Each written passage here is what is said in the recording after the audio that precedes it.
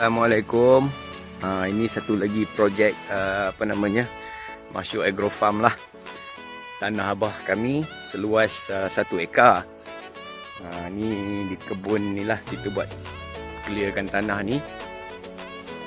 Dan cadangnya kita nak tanam pokok buah-buahan je. Kita convert kebun getah abah ni yang dah berusia rasanya hampir 30 tahun kot. Okey. Kita ni tengah buat clearance lah dekat sini. Okey, dan alhamdulillah 3 hari 4 hari dah diorang clearkan dan nak habis sampai ke hujung dah. Ini kayu-kayu getah yang diorang bawa keluar lah. Okey, kalau tengok dekat area pokok tu, di situ adalah area kita nak buat pondok, buat dangar lah. Okey.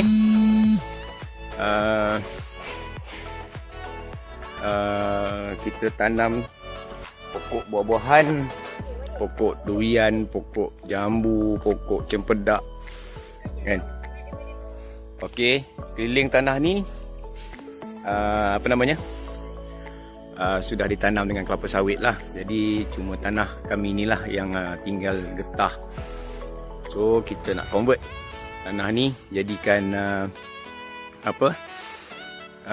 kebun buah-buahan lah cadangnya. Okey, insyaAllah. Jadi adalah aktiviti-aktiviti kita orang. Dan ini juga adalah pesan daripada arwah mak kami lah. Dia kata kalau boleh usahakan tanah tu, tapi tak payah lagi getah dengan sawit, tanam je dengan pokok-pokok buah-buahan. Dia kata supaya anak cucu dia boleh makan buah-buah tu, kan. Sebabnya dia kata getah sawit tanah kecil, dan bukannya kami nak usahakan pun, dia kata. Okey, jadi dia kata tanamlah buah-buah, dia kata insyaAllah. Jadi anak-anak cucu dia bolehlah berkumpul nanti, kumpul makan buah-buah tu insyaAllah. Right, inilah suasana. Tanahnya tak seberapa, 1 ekar lebih saja. Okey, jadi nantikan progres kat sini pun ada juga progres kita. Kita akan bina pondok dulu dekat area busuk tu kan. Kita akan ratakan busuk tu, lepas tu kita akan buat pondok. Di situlah pondok kami, kan. Yang selebihnya kita akan buat kebun lah. Cadangnya di tengah-tengah tanah ni, sebab tanah ni memanjang. Tanah ni tak luas, dia ada 1 ekar. Jadi di tengah-tengah, bahagian tengah-tengah tanah ni, kita akan tanam semua pokok durian.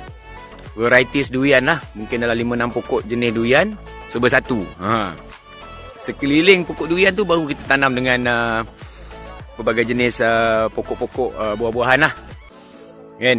Nanti-nantikan lah. Jadi kalau sekiranya ada cadangan yang terbaik untuk usahakan tanah kebun getah ini ditukarkan kepada kebun buah-buahan untuk pemulihan tanah itu. Jadi kalau ada, sila bagi cadangan anda di video inilah. Okey, insyaAllah yang mana boleh kita guna pakai untuk manfaat bersama, insyaAllah. Dan kami pun tidak ada pengalaman pun. Ini ada satu pokok mangga ni. Ini pun kami biarkan. Ini pun pokok mangga ni rasanya sudah hampir 40 tahun rasanya.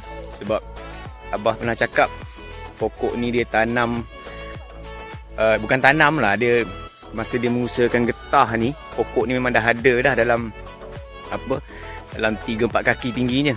Jadi dia naik sama dengan getah lah ni. Okey, ini mangga pauh kot rasanya. Dibiarkan satu ni. Dan juga di hujung tu ada sepokok durian. Tu ada pokok durian kelun juga tu, kan. Ada ditanam di hujung tu. Dan ada tu kalau kau tengok sawit hujung tu, sebenarnya sawit tu jiran kita punya tanah, tapi dia dah terlajak 7 pokok masuk ke tanah kita orang. Jadi kita dah runding lah dengan dia. Jadi maknanya tanah sawit tu jadi hak milik kami lah. Selama ni dia tanam, dia kutip hasil tu, maksudnya dalam tanah kami. Kami pun tak tahu dia dah terlajak tanam. Inilah cerita urusan tanah yang orang kata tanah kampung yang kami pun tak ambil tahu pun sebelum ni. Abah kami pun tak tahu urusan ni. Dia ingatkan tanah tu masih sepadan. Sukat rupanya tanah sawit tu dah masuk ke dalam tanah kami ni lah. Okay, alright. Itu sebuah sedikit penerangan pasal tanah ni lah. Dan tanah ni pun kita akan Ratakan, bersih, betul-betul bersih. Dan kita akan mulakan ni lah. First kali mungkin dalam minggu depan aku tunggu adik aku balik. Kita nak kutip kayu-kayu hutan ni, kita akan buat dangar, pondok. Kita nak buat secara macam pokok-pokok daripada pokok-pokok hutan lah. Kita akan ambil, buatkan pondok. Jadi kita boleh melepak apa semua sini kan. InsyaAllah. Alright, nanti tunggukan progres daripada kami seterusnya lah. Alright, doakan kami. Ini daripada sisi sempadan tanah lah. Okay. Sebenarnya tanah sebelah yang sawit yang kau nampak aku lalu ni, ni tanah apa namanya, pas saudara aku lah.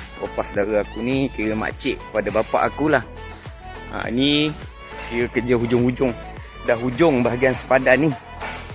Okay. Ni lah tanah dia. Pokok-pokok getah dia agak besar, tapi sebabnya pokok ni pokok lama, dia dah tak ada kayu. Dia macam kalau nak dibuat balak pun tak boleh sebab dah ada makan anai-anai. Ni dia daun lorong kan. Okay. Hari ni Pak dengan daddy aku pun ikut sekali. Inilah tuan tanahnya.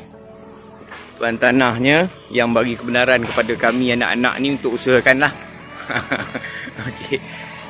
Ini ujung-ujung sekali lah. Kalau kau tengok tanah ni, sepadan dia cantik sebab ada jalan masuk apa semua. Sebab itu kami rasa sayang kalau tak usahakan pula. Jadi kami usahakan lah kan. Okay. Ni jalan ni betul-betul dekat simpang ni. Ni satu jalan ke atas ke kanan ni, satu lagi jalan ke sini. Kan. Cadangnya di tengah-tengah ni kami nak buat jalan masuk lah. Dan kita akan pagar. Nanti pagar tu bukannya apa, untuk elakkan yalah babi kera kan. InsyaAllah kita cuba ni lah. Tapi itu selebihnya hak dia orang lah. Nak makan dekat sini macam mana, nak jaga jauh tak. Jadi kita cuma usaha je lah. Okay. Ini backhoe pun masih lagi kerja. Ini lorong yang terakhir lah ni. Nanti dia akan clearkan semua saki baki ni. Dia akan clearkan saki baki hutan ni. Kau tengok pokok rotan pun ada. Tapi itulah, tak sempat nak diambil rotan tu. Itu ada rotan tu. Itu pokok-pokok yang boleh dipakai lah. Nanti kita akan ambil untuk buat tiang-tiang dangau. Nanti dia orang akan ambil lah. Dia orang akan asingkan lah. Okay. Alright. Jadi itulah sedikit penerangan pasal tanah ni. Nanti kita tinjau pula bahagian atas lagi.